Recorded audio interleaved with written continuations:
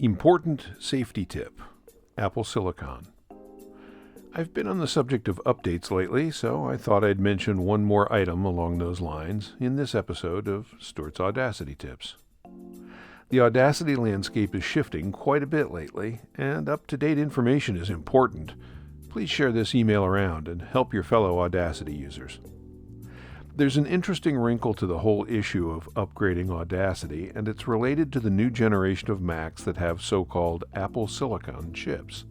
These new chips, called M1 and M2, are the foundation of the latest Macs, and they use a completely different architecture than previous Intel chip-based Macs.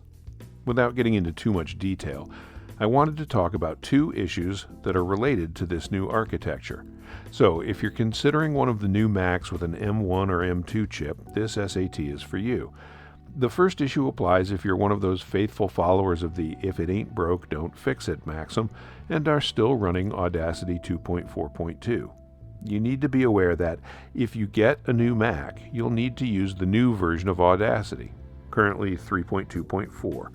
Audacity 2 will not run on an Apple Silicon Mac. The second issue applies to everyone who buys a new Mac. When you download Audacity, make sure you get the correct version for Apple Silicon. By default, the download page for Mac at audacityteam.org will give you the universal installer for Macs, which has both Apple and Intel versions, so you don't have to know the difference. But if you download from one of the direct links on that page, or from OldFoss, Safe, or another third-party source, not recommended, but I can't stop you, make sure you get the ARM64 version, not the x86_64 version. ARM is for Apple M1 and M2, x86 is for Intel, older Macs. Downloading the correct version will make sure that Audacity runs without complaint on your new computer. I'm Stuart. Hope this helps.